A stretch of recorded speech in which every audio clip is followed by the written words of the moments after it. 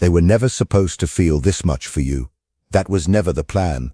You were meant to be a passing thought, a small distraction, a brief spark they could enjoy and then forget. But that is not what happened. Somehow, without warning, you got under their skin. You stayed in their mind longer than you should have. Your voice echoed after the conversation ended. Your absence started to feel heavier than your presence ever looked on the outside. And that is where the danger began.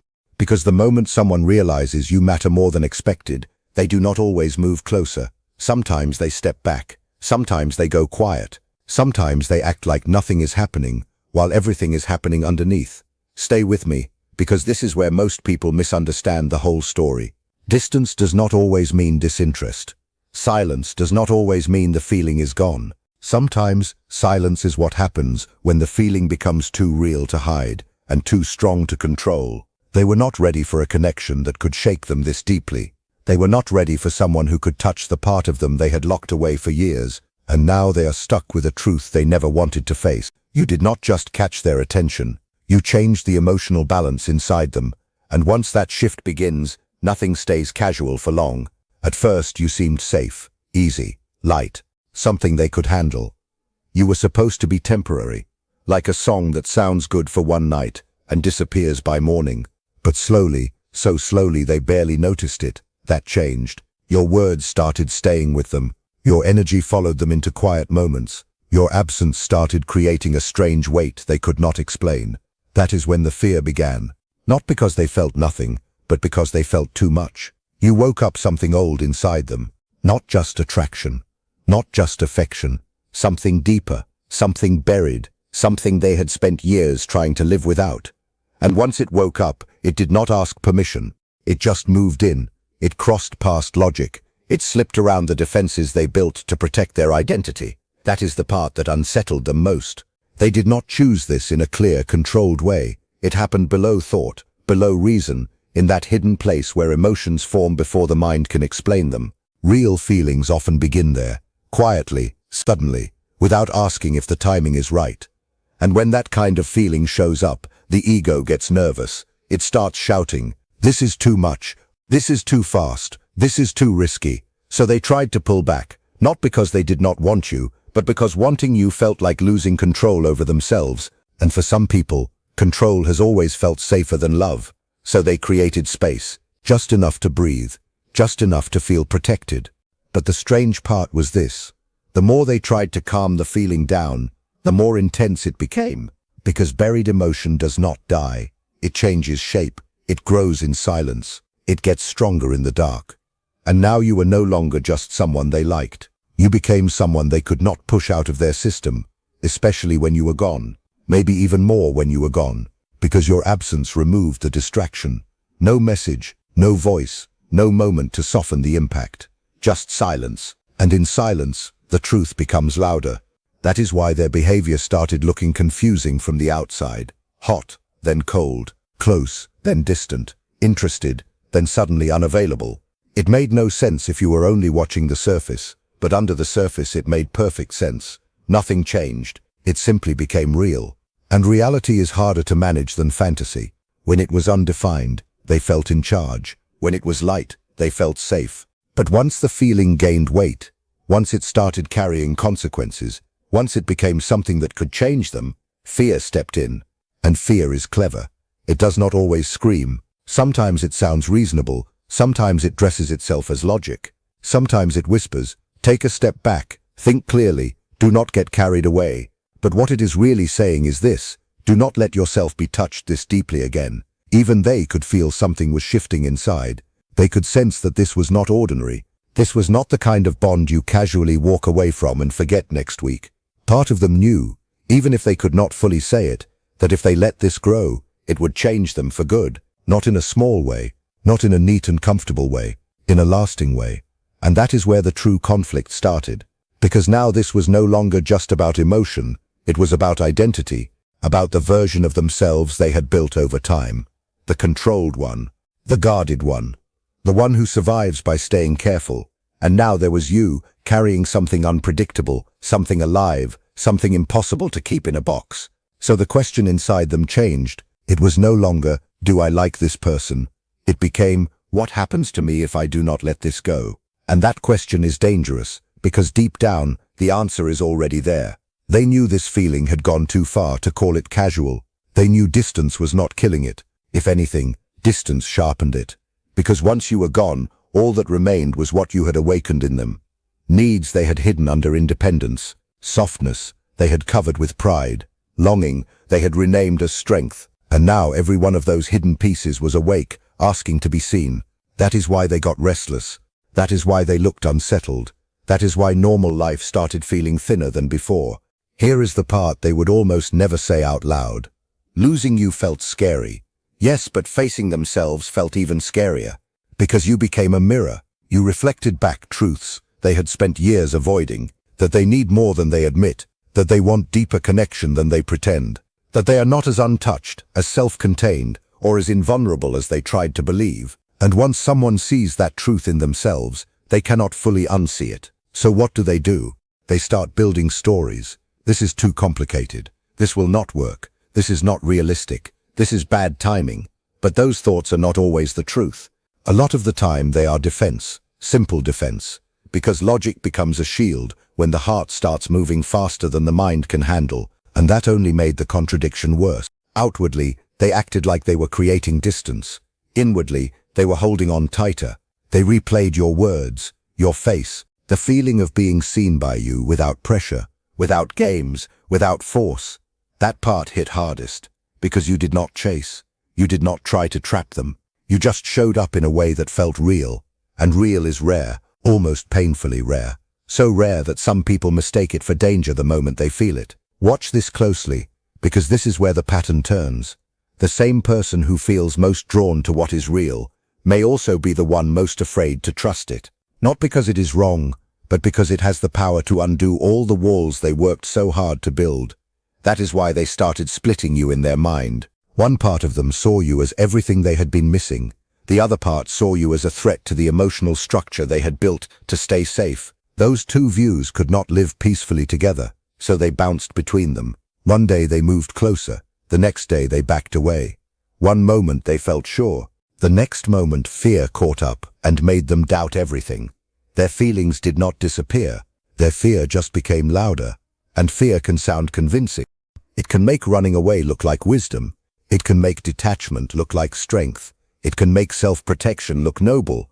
But the truth underneath was harder to escape. You were no longer just a person in their life. You had become a disruption to the story they told themselves about who they are. You made them question things they never wanted to question. Why did this hit me so hard? Why can't I move on? Why does this feel like something I should not lose but still cannot fully accept? Those are not easy questions, and the answers demand something most people avoid for years. Vulnerability, surrender, emotional honesty. That is why they kept analyzing instead of allowing. They kept trying to contain what was never meant to be contained. But suppressed feelings do not stay neatly hidden. They leak into mood, into energy, into empty moments that suddenly feel heavier for no clear reason.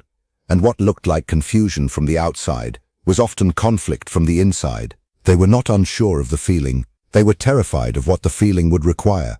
Because loving you was never just about having someone. In their mind, loving you meant change. It meant risk. It meant stepping outside old emotional habits that had protected them, even if those same habits had also kept them lonely.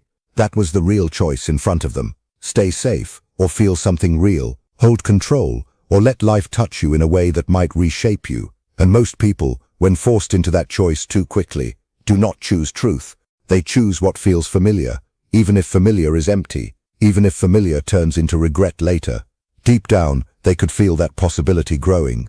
That quiet thought that maybe walking away would not bring peace. Maybe it would bring something worse. Maybe it would leave behind a question that never stops echoing.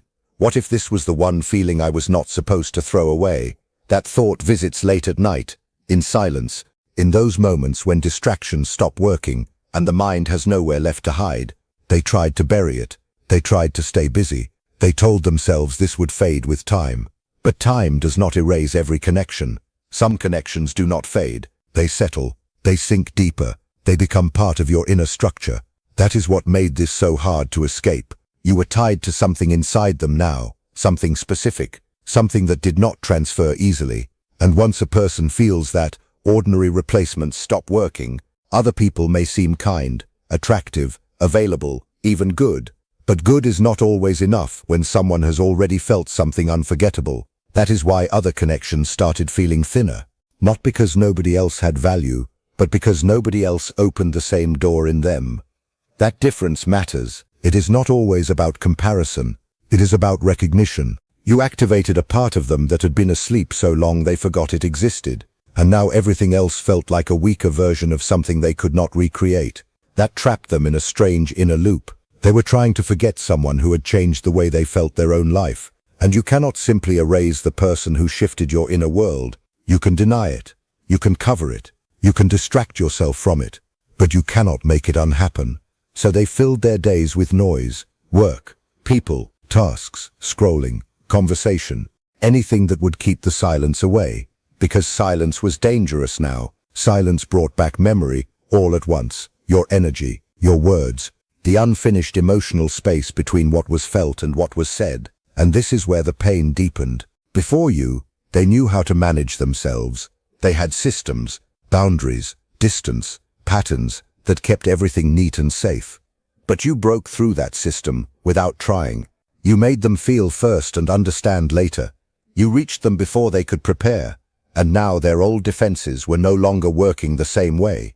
That is terrifying for someone who built their whole life around staying guarded, because it means they are exposed, not only to you, but to everything within themselves they spent years trying not to feel. When someone keeps pushing down what is real, it does not vanish. It starts showing up sideways, in irritation, with no clear cause, in restless nights, in a strange dissatisfaction that follows them even when life looks fine on the outside, because something is missing, something they refuse to name but keep feeling anyway. And this is where the emotional cost begins to turn into real consequence. Now it is not only about missing you, it is about what missing you revealed. The gap, the hunger, the emotional depth they were capable of but had denied for so long. Once that awareness arrives, it stays. You either face it or you keep carrying it. They chose to carry it. But carrying it came with weight. Every time they pushed the feeling down, it rose again, stronger, more intrusive, more painful. Slowly, what started as avoidance became regret. Not loud regret, not dramatic regret, quiet regret.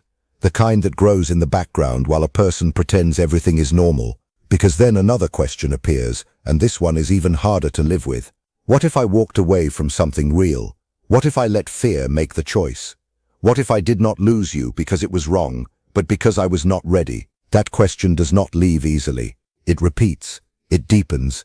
It follows them into ordinary moments until ordinary moments stop feeling ordinary at all. Stay with this, because this is the turning point. Once regret mixes with love, the feeling becomes heavier than either one alone. It is no longer just longing. It becomes psychological weight, a permanent unfinished sentence living in the back of the mind. And over time, the illusion starts breaking apart. The illusion that this was temporary. The illusion that it was replaceable. The illusion that moving on would return everything to normal. Normal does not come back that easily after a connection like this. They begin noticing it in small moments first. A conversation that should feel engaging, but doesn't. A laugh that does not reach as deep as it used to. A room full of people that still feels empty. And then the deeper truth lands. It is not only that they miss you, they miss who they were when they were open with you. They miss the version of themselves that felt alive, connected, and emotionally awake. That part hurts in a different way, because now losing you does not feel like losing only a person. It feels like losing access to a part of themselves, a better part, a softer part, a more honest part. And once they realize that, the pressure becomes almost unbearable. The question changes again. It is no longer, do I miss them? It becomes, what part of me did I abandon when I walked away? That is the kind of question that cracks the whole identity open, because the answer points inward, to fear, to avoidance, to all the defenses that were supposed to protect them but ended up costing them something rare. Now they cannot fully believe the old story anymore, the story that this was not that deep, the story that walking away was the wise choice, the story that they would be completely fine. Something inside them knows they are not fine. Not in the way they expected, and that knowing keeps building until there is nowhere left to hide from it. Eventually, resistance stops feeling like control and starts feeling like loss. Quiet loss, private loss. The kind that slips into everything without permission. It shows up in conversations that feel unfinished, in moments that should feel full, but somehow fall short. In the strange ache that appears when life is calm and there is finally space to feel what was avoided. And then the hardest truth begins to rise. They did not protect themselves. They walked away from something real. That is a brutal realization because it strips every excuse down to the bone. No more pretending it was small. No more acting like you were just a passing chapter. If that were true, you would not still be there in their thoughts, in their emotional memory, in the shape of the standards they now carry into every future connection. Because that is what a deep bond does when it is not fully lived. It becomes a reference point, a quiet measure, a psychological imprint. Every real connection after this will be compared to what they felt with you, whether they admit it or not. And that comparison will not always be fair, but it will always exist. That is why this story does not end when distance begins. Sometimes distance makes it sharper. Sometimes only after losing something do people finally see what it was. And that is the cruel part. Clarity often arrives after the chance to act has already passed. If this is hitting hard, keep listening, because the next truth is the one they tried hardest not to face. They did not lose you because you were not enough. They lost you because they were still trying to be someone who needed less than they actually did. Now they are left with a reality they never expected, a life where they finally understand the depth of what they felt, but cannot return to the exact moment where it could have unfolded differently. That is what makes it sting so deeply. It is not just missing you, it is realizing what you represented. You were not pressure, you were not manipulation, you were not a game, you were something real, offered in a world full of performance, and because it was real, it was powerful. Because it was powerful, it scared them. Because it scared them, they turned away. But turning away did not erase the truth, it only delayed it, and delayed truth can become its own kind of torment. Because clarity without action is painful. It is knowing exactly what something meant when there is no clean way to go back and honor it. It is understanding the value only after choosing fear over presence. That kind of understanding does not disappear. It becomes part of the person. It changes how they love later. It makes them more careful, yes, but also more haunted, more aware of how easily something rare can be missed, more aware of how expensive self-protection can become when it is used against the very thing the heart has been asking for all along. That is the lasting consequence. Not just that they loved you, but that they loved you, knew it too late, and have to carry the knowledge forward. Some wounds scream. This one does not. This one follows quietly, day after day, choice after choice, connection after connection, and the silence of it makes it even harder to escape. So here is the final truth, stripped down to its rawest form. They never planned to love you like this. They did not mean for you to matter this much. They did not expect your presence to shift their inner world, expose their hidden needs, or wake up the parts of them they had buried to survive. But it happened. It happened anyway. And when it became undeniable, they chose distance over honesty, control over surrender, fear over truth. That choice did not save them. It only separated them from something they may never fully replace. Now they live with the consequence, not always loudly, not always visibly, but deeply, in the spaces where memory returns, in the moments when life feels slightly dimmer than it should, in the sudden awareness that what they let go of was not casual, not ordinary, not easy to find again. And maybe that is the hardest part of all. They can understand it now. They can see the whole shape of it now. They can admit, at least to themselves, that what they felt was rare and real and far deeper than they were ready to handle. But understanding after the fact does not reopen the same door. Time moves, chances close, some invitations do not return in the same form twice. And that is the weight they carry now. Not just that they loved you, but that they loved you and still let fear make the choice. If they ever seem calm, remember this. Calm does not always mean peace. Sometimes it means the storm moved inward. Sometimes it means the truth arrived late and never left. And sometimes the heaviest thing a person carries is not heartbreak itself, but the unbearable knowledge that they were loved by something real and they were not ready when it came.